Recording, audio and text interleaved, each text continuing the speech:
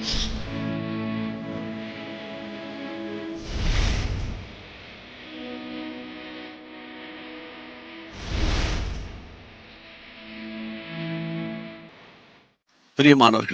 ஆண்டவராகிய இயேசு கிறிஸ்துவின் பரிசுத்தமுள்ள நாமத்தில் ஜனவரி 9 இந்த நாளில் உங்களை மிகுந்த அன்போடு வாழ்த்துகிறேன். கர்த்தருக்கு ஸ்தோத்திரம். நாம் தினந்தோறும் சந்தித்து வருகிறோம். இது தேவ கிருபை. அதிலும் அந்தந்த நாளுக்குரிய தேவனுடைய வார்த்தையை நடத்துதலுக்காக தீர்க்க தரிசனமாக ஆண்டவர் உங்களோடு பேசி வருகிறதை நினைத்து கர்த்தருக்கு நான் நன்றியோடு அவரை மகிமைப்படுத்துகிறேன்.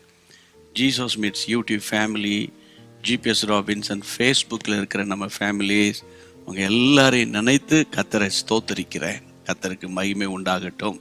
பிரியமானவர்களே, அந்தந்த நாளுக்குரிய ஒரு மன்னா, பழைய ஏற்பாட்டு பரிசுத்தவான்களுக்கு வனாந்திரத்தில் மன்னா புளியும்போது அவங்க அதை போய் பொறுக்கி எடுத்து சாப்பிடணும். அதை போல ஆண்டவரே, இன்றைக்குரிய மன்னா அதை நான் உட்கொள்ளும் போது எனக்கு ஒரு புது பலனை நீங்கள் தரப்போறீங்கப்பா என்ற ஒரு எண்ணத்தோடு நீங்கள் கேளுங்க. நான் வாசிக்கிற வசனம் யோவான் 16:13. சத்திய ஆவியாகிய அவர் வரும்போது சகல சத்தியங்களுக்குள்ளும் உங்களை நடத்துவார். இப்போ அனுதினமும் ஆவியானவரோடு நடந்து, அனுதினமும் அவருடைய சித்தத்தை அறிந்து, அனுதினமும் அவருடைய சத்தத்தை கேட்டு நடக்கிறோம் இல்லையா? இந்த நாளிலே ஆண்டவர் பேசுகிற காரியம் என்னன்னு கேட்டால், பரிசுத்த ஆவியானவருக்கு இந்த இடத்துல கர்த்தருடைய பிள்ளைகளை வேதம் சொல்லுகிற வார்த்தை சத்திய ஆவியானவர். ஆமேன். பரிசுத்த ஆவியானவருக்கு மற்றொரு பேர் சத்திய ஆவியானவர். சத்தியம்னா வேர்டு. ஆமேன். அப்போ இந்த வசனம், பைபிள் தான் வசனம். இந்த வசனம் சில நேரங்களில் நமக்கு புரியும், சில நேரங்களில் புரிய மாட்டேங்குது. அப்போது நீங்கள் பரிசுத்தாவின் அபிஷேகத்தில் நிரம்பி நல்ல ஜெபம் பண்ணுகிற பிள்ளைகளாக இருந்தீங்கன்னா, ஆவியானவர் இதில் மறைபொருளை வெளிப்படுத்துவார். ஆமாம், நீங்கள் பரிசுத்தாவின் அபிஷேகத்தை பெறுவதற்கு முன்னாக பைபிள் வாசித்ததுக்கும், அபிஷேகம் பெற்று ஆவியில் நிரம்பி அந்த அபிஷேக வாழ்க்கையோடு பைபிள் ரீட் பண்ணுறதுக்கு ரொம்ப வித்தியாசம். நான் பல வருஷம் பிரசங்கம் பண்ணாலும், பல வருஷம் இந்த பைபிளை வாசித்துக்கிட்டு இருந்தாலும், இன்றைக்கும் சில நேரங்களில் வாசித்த அதே வசனங்களாக இருந்தாலும் அந்தந்த நாளுக்குரிய வெளிப்பாடுகளை ஆண்டவர் எனக்கு தராரு. உங்களுக்கும் அதே போல தான் தருவார். அப்போது பரிசுத்த ஆவியானவரே, இந்த சத்தியம் எனக்கு புரியல, எனக்கு நீங்கள் சொல்லி கொடுங்கன்னு ஜெபத்தோடு பைபிள் வாசிக்கும்போது அதிசயமாய் கர்த்தர் உங்களை நடத்துவார். நம்ம ஜெப ஜீவியமும் நமக்கு இருக்கணும், வசனத்தினாலும் நம்ம கட்டப்படணும். அப்போது தான் நம்முடைய ஆன்மீக வாழ்க்கை கர்த்தரோடு கூட இணைந்து போகும். ஒரு 2 வீலர் மாதிரி வச்சுக்கோங்க. ஒன்று ப்ரேயர் லைஃப், இன்னொன்று மெடிடேஷன் லைஃப். அந்த வேர்டு, இன்னொன்று ப்ரேயர்.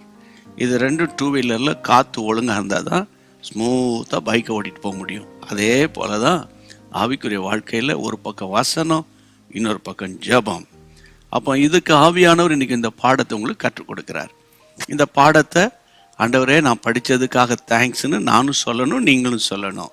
அனுதினமும் அவருடைய சத்தத்தை கேட்கணுன்னா வசனத்தின் மூலம் ஆண்டவர் பேசுவார். சரியா? உங்களுக்கு கர்த்தர் கொடுத்த ஒரு வெளிப்பாடு, ஒரு விளக்கம், அதான் ஒய்ஃப்கிட்ட ஷேர் பண்ணுங்கள். ஒய்ஃப் என்ன பண்ணுங்கள், கணவர்கிட்ட ஷேர் பண்ணுங்கள். நீங்கள் பிள்ளைகள்கிட்ட ஷேர் பண்ணுங்கள். அப்போ பாருங்களேன், தேவனுடைய கிருபை அந்த நாள் முழுவதும் எப்படி இருக்க போகுதுன்னு, இன்றைக்கி எப்படி இருக்குன்னு பாருங்கள். சரியா? ஜெபம் பண்ணிடுவோமா?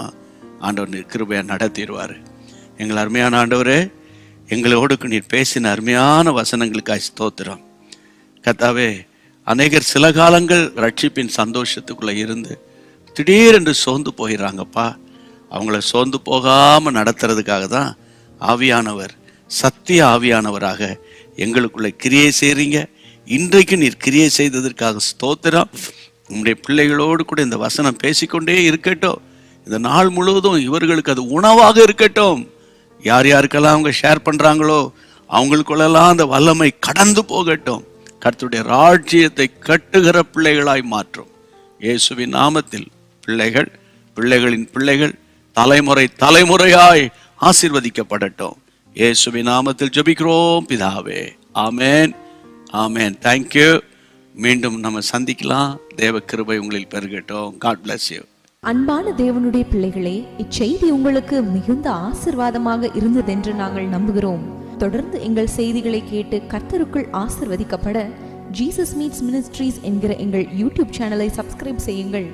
மேலும் உங்கள் ஜெப உதவிக்கு எங்களோடு நீங்கள் தொடர்பு கொள்ள வேண்டிய தொலைபேசி எண் 9842252836 மற்றும் 7299546363. Email gpsrobinson@hotmail.com. கர்த்தர் உங்களை ஆசீர்வதிப்பாராக.